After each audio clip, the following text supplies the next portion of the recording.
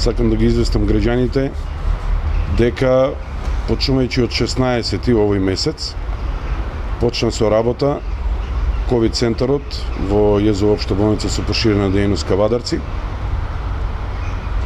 Го адаптиравме невропсихијатриското оделение за ковид центар и најпрво почнавме со капацитет од 14 болнички кревети.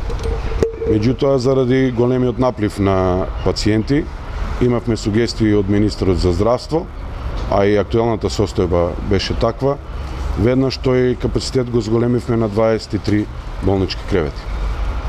Во моментов на нашето ковид оделение се лекуваат 18 пациенти, 6 пациенти со потешка клиничка слика се упатени и се лекуваат на клиника за инфективни болести Скопје.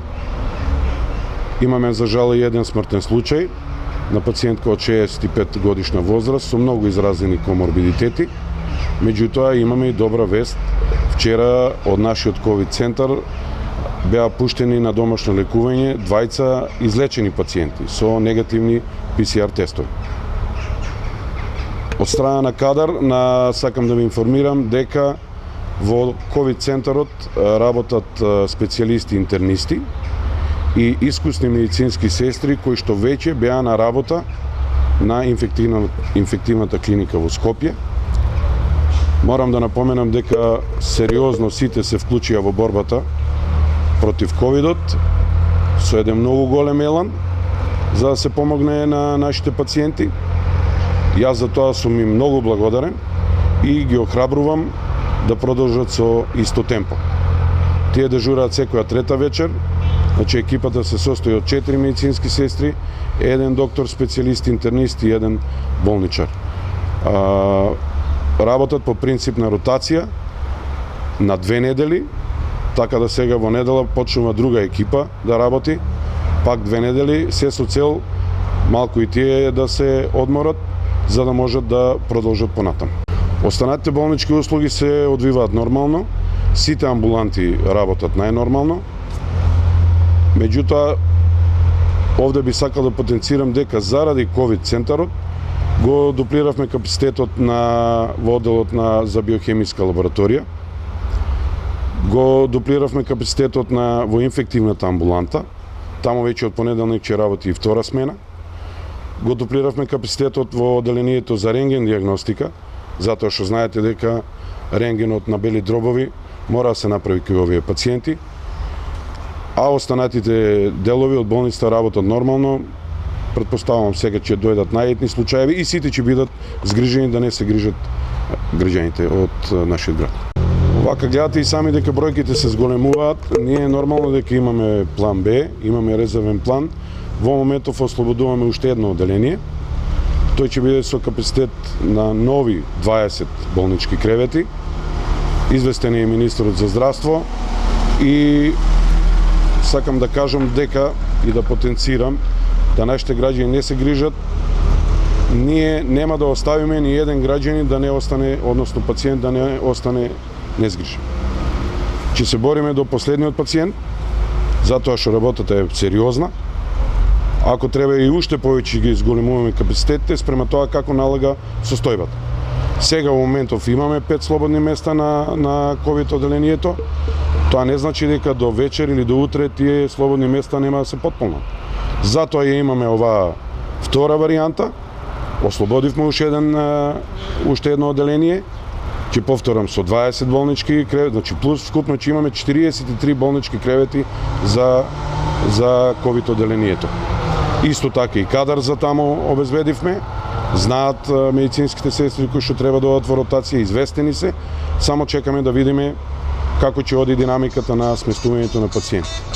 Видете, им постојат строги индикации за тоа како се хоспитализираат пациентите. Кај нас во нашиот ковид центар се хоспитализираат пациенти со средно тешка клиничка слика. Тие што со потешка клиничка слика се препраќаат на лекување во инфективната клиника во Скопје. Во поглед на тестирањето, сакам да им информирам дека како институција сме први во државата кој што обезбедивме сепак ограничен број е сега во моментов на брзи тестови. Тие се брзи тестови на ниво на антиген. Меѓутоа многу ни користат во разграничување на тоа пациентите дали треба да бидат сместени на интерно оделение или пак во ковид центар. Верувајте, досега прецизноста на тие тестови е 100% кај тие кај кои што излезена позитивно.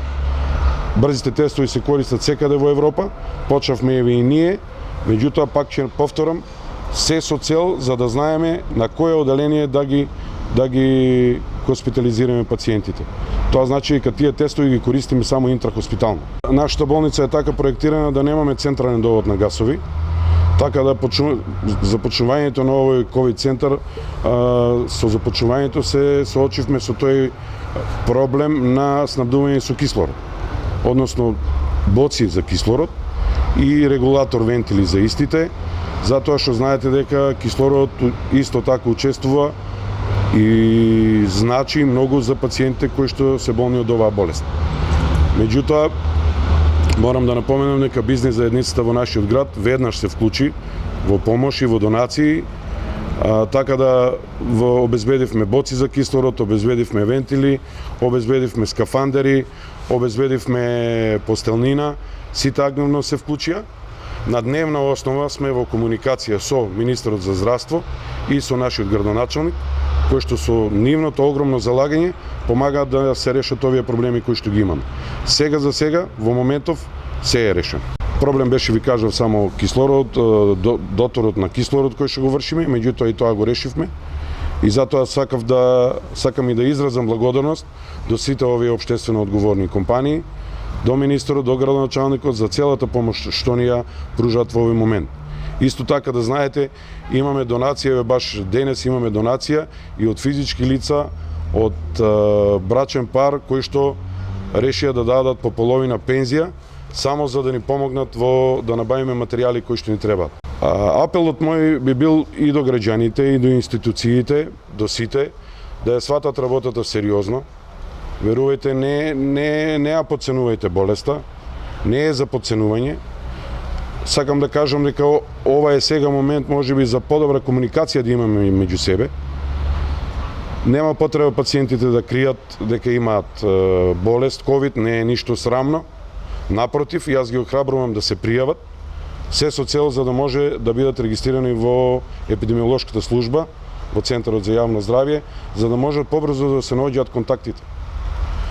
Исто така апел до граѓаните, покрај она што значи лична заштита, тие општи мерки кои што ги спомнува Министерството, сакам да им укажам дека при најмала промена во нивното здравје веднаш да комуницираат со матичниот лекар. Матичниот лекар после не комуницира нас, би требало да имаме сите подобра комуникација, за да не дојде да се случи пациент во домашни услови, во потешка клиничка слика да дојде на нашето оделение, тогаш можностите за лекување, верувајте, се многу мали. Затоа уште еднаш ги поздравувам граѓаните, нека се чуваат, нека ги користат сите мерки на предпазливост. Знам дека се сериозни, теквешијата од секојаш била со сериозен пристап. Немам сомнение во тоа и уште еднаш уверувам дека нема да дозволиме ни еден граѓанин од нашиот град и од Неготино, затоа што болницата во моментов ни се пола сместени пациентите, за целиот овој Тиквешки регион нема да оставиме ни еден пациент да остане незгрижен.